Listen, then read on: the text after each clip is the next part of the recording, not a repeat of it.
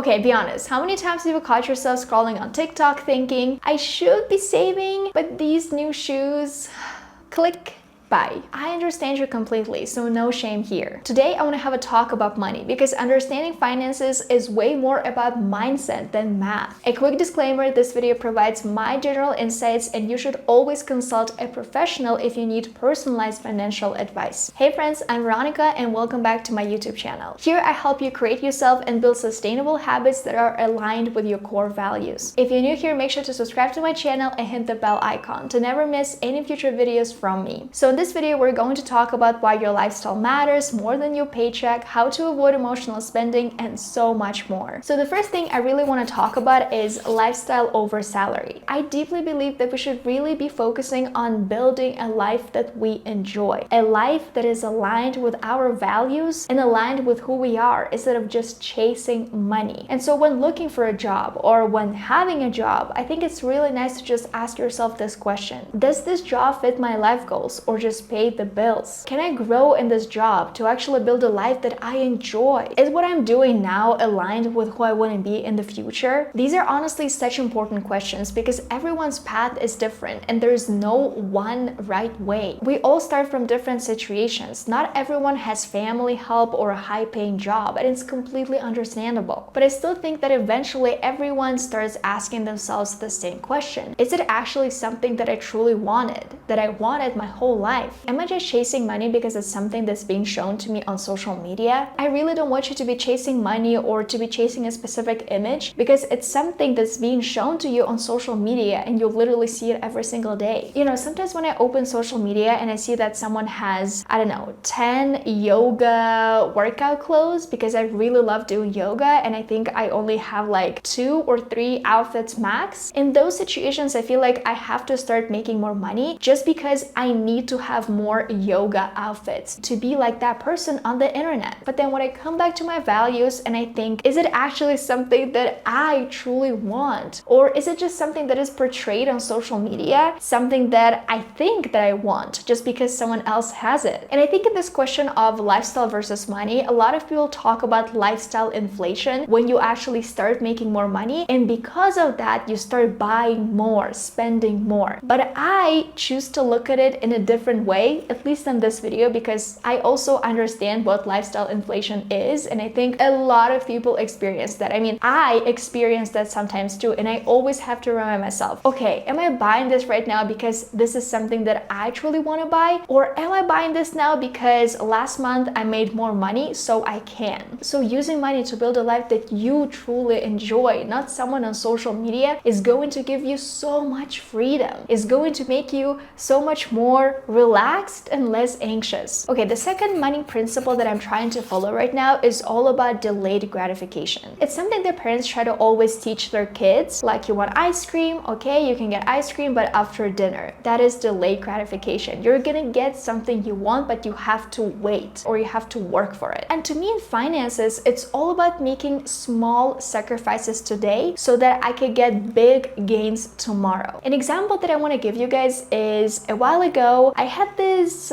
problem. I don't want to call it a shopping problem because I was never really a person who loved shopping. A few months ago, I started buying clothes online, and the place where I live now, it's unfortunately really hard to return packages and get your money back. So I was always relying that I would get my sizing right, that I would love the material, and I'm honestly very meticulous about the clothes that I wear, about the material of these clothes. I really prefer natural fabrics because everything else just feels horrible on me. It like irritates my skin. And so I would order all of those clothes and they would arrive and I would try them on, and I would realize that a lot of them didn't really fit me or the fabric was off. So I knew immediately that it was money down the drain. And so right now, every single time I have this urge to buy something online, like a piece of clothing online, I save this money. Like if the dress costs, I don't know, $100, I'm going to save $100, and obviously not buy this dress, but put this $100 into my savings account. And I think it especially applies to luxury items because, again, because of social media, we see people buy luxury items and we obviously associate all of this with wealth. And because we all want to attract wealth, we want to buy those products too. But then I asked myself this question: what if I invested instead of buying this purse? I know that all of these decisions that I make now grow into wealth over time. And if buying luxury is really a part of who you are, it's a part of your values, then please do it. I just know that it's not really a part of my values. Like, I don't really want to have a closet filled with luxury bags and luxury clothes. And that's how we move on to this concept of mindful spending that I talk a lot about on this YouTube channel. TikTok, Instagram, YouTube, all of these platforms make it so easy to buy impulsively. New makeup drops literally every single day. There are new brands, new home decor, new shoes to get all the time. And I think another little thing that's not helping people with mindful spending at all is this new TikTok trend of girl math. I understand that it's a joke. I understand that people are trying to make all of these funny videos, but you know, something tells me that a lot of people actually believe in girl math and they actually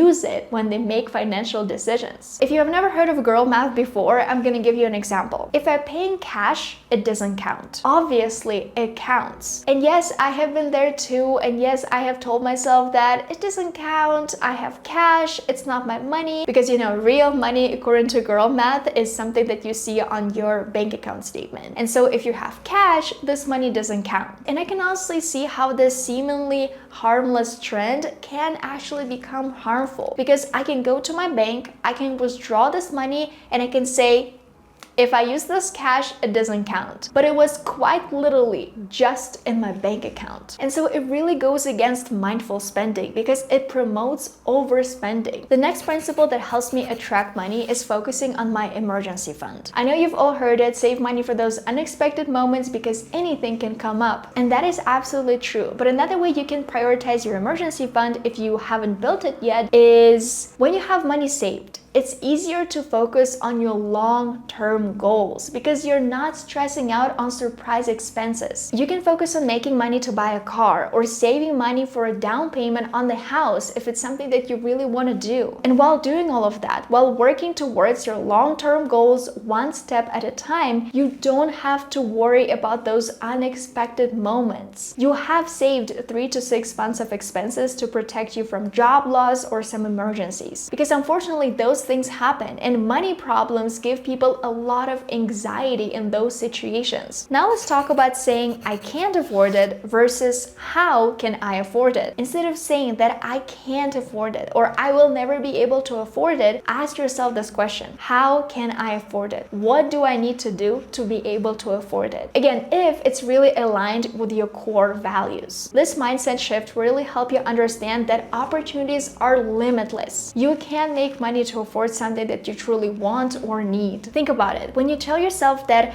I know that I can afford it, I just need to think how. What do I need to do to be able to afford it? This really makes you think more creatively, opens your mind, opens new doors, and really make you take action. Because when you say that I can't afford it, I will never be able to afford it, that's it. It means that you are not going to do anything. It means inaction. But when you say how can I afford it, it means action. It means doing something. And obviously making money is an action. It's all about taking small steps to make something happen. And the thing is, because a lot of people don't actually look at their spending reports, they don't know how much money they actually waste on some unnecessary subscriptions, on some purchases that don't bring anything into their lives. When you look at your bank statements monthly, you will start to look for ways to cut your spending more and more. This way, you're gonna open up your budget for new opportunities, like saving, investing, building an emergency fund, or buying something that you truly want. And finally, let's talk about the power of compounding. Well, in investing, people usually give this example to illustrate how if you start investing over time, because of the power of compounding, you're gonna make more and more money. Abundance isn't built overnight. It comes from small, consistent efforts over time. I asked ChatGPT to give you guys this example. If you invest $100 a month from age 25 with a 7% return, you will get over $260,000 by age 65. This is a perfect example of the power of compounding. But I also want to add something here that not a lot of people talk about when it comes to compounding, when it comes to abundance and generating this abundance over time. And that is investing in skills and surrounding yourself with the right people, because those things work exactly the same. Every new skill you learn adds value into your portfolio over time. And so we get the power of compounding here too. You will become a more skilled professional, your salary will be increasing, and over time, those things will increase and grow more and more. The same thing with surrounding yourself with the right people. If you're surrounded with people who totally waste their money, who don't really understand how to manage their personal finances, over time, you're also probably going to become that person, because you're gonna look at them, you're going to see how they behave, and you're gonna be like, it's fine, I'm also gonna do this.